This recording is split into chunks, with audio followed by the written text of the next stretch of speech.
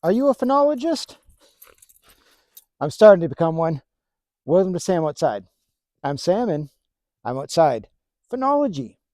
The root word there, pheno, the appearance or look of, and logi or logos. That's the study. So, phenology. Have you noticed changes in your environment related to what time of year it is? So, you see the emergence of buds, all right, the bud burst, the emergence of new animals, new wildlife, new birds as it relates to spring. Well, you're a phenologist. You're noticing the phenology of your environment. You're noticing the colors changing in the fall. Birds changing their habits, migrating south. All right, you're noticing the change of the season, phenology. You're noticing that ice is forming. It's becoming more deep winter. Snowbanks are rising. Right, animals are no longer in abundance. Some of them have gone to torpor. They've gone into hibernation. You're witnessing phenology. If you're in the habit of noticing changes in your environment due to seasonal changes, yeah, you're a phenologist. I'm noticing that the wells are starting to become wider and wider, bigger and bigger around my maples. The sap is running. All right, it's getting springtime. There's less snow. I've got birds coming back. I'm a phenologist. Unfortunately, as someone who's been doing this for almost a lifetime now, 25 years, I am noticing changes. All right, climate change. I'm seeing birds who, despite the climate or the phenology in my area, might be due to the phenology where they were wintering. Birds are coming and we're not ready for them.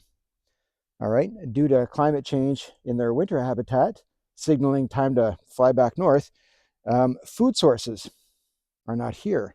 On the other side of that, when climate change is having a bud burst, you know, 2 weeks, 1 degree change in seasonal temperatures, 1 degree increase will change the bud burst by 5 days. All right. So 20 years ago, we used to have certain buds, certain deciduous trees, their leaf would start at a certain time of year. That would invite insect growth, right? So we'd have certain larvae creating new caterpillars. There'd be a food source for young birds just coming out of the nest. Unfortunately, when you have a bud burst that's ahead of schedule by 1-2 weeks, those changes in behavior, the phenology of your local environment, might not be in keeping with the migratory patterns of birds and animals, which leaves them without a food source, which leads to competition, change in success rates for young. Yeah, it's a thing, and I see it.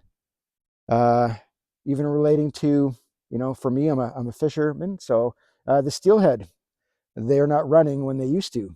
People used to book their holidays, tourist seasons. All right, so uh, you've got the maybe it's your apple blossoms. Maybe your community has a boulevard or two that is apple trees, and there's a tourism industry built around that. Chinese cherry blossoms. All right, there are festivals all over the world where people book tours where there's celebrations and ceremonies. Well, 1 degree can change that bloom season by 5 days. In over 20 years, that's an entire industry.